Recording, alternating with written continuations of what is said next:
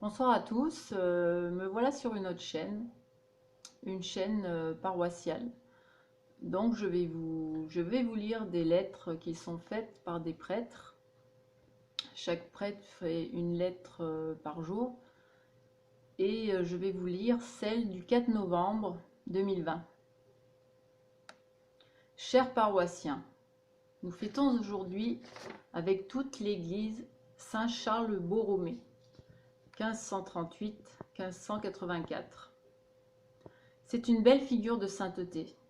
Dans cette période difficile que nous traversons, il est bon de s'appuyer sur nos frères aînés qui eux aussi ont été confrontés à de nombreuses difficultés.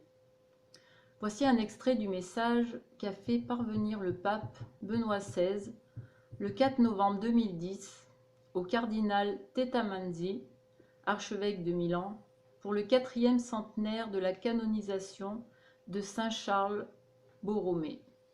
Charles Borromée vécut dans une période difficile pour le christianisme, une époque sombre, parsemée d'épreuves pour la communauté chrétienne, pleine de divisions et de convulsions doctrinales. C'est le siècle de la naissance du protestantisme en 1517 et des guerres de religion en France, d'affaiblissement de la pureté de la foi et des mœurs, de mauvais exemples de la part du clergé. Mais il ne se contenta pas de se lamenter ou de condamner. Pour changer les autres, il commença par réformer sa propre vie. Les saints nous apprennent à traverser les moments difficiles de notre existence, par leur foi, leur vie de prière, leur écoute de la parole. C'est en s'appuyant sur Dieu qu'ils trouvent la force d'œuvrer, d'avancer. Saint Charles Borromée a participé activement au Concile de Trente, qui a été la réponse de l'Église catholique à la réforme de Luther. Il a fait rédiger le célèbre catéchisme connu sous le nom de Catéchisme du Concile de Trente en 1566.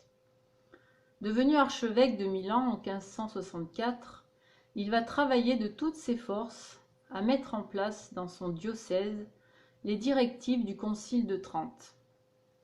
Il ouvre un séminaire pour améliorer la formation du clergé, il restaure l'observance de la règle dans les couvents, et lors de la peste qui désole Milan en 1576, il porte secours et console ses brebis.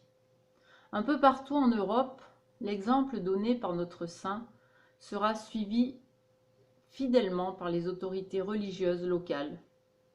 Il meurt en 1584 à 46 ans, épuisé par les fatigues et les austérités. Prions en ce jour ce grand saint, qu'il intercède pour nous, afin que nous aussi, nous ne tombions pas dans les pièges de la condamnation ou de la lamentation, mais qu'à son exemple, nous commencions la réforme de notre propre vie en nous appuyant chaque jour davantage sur la grâce du Christ. Je vous laisse méditer là-dessus et je vous souhaite une bonne réforme sur votre vie pour avancer et aller de l'avant. Merci à tous, bonne soirée.